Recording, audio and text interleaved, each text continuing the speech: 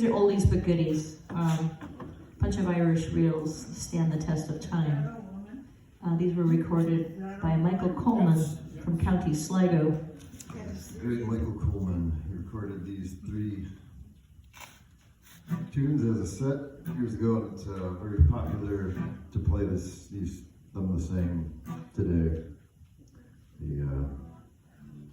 It's hard to imagine playing these tunes without one another. Yep, it's true. So anyway, we have Tarbolton, the Longford Collector, and the most exciting of all, the Sailor's Bonnet.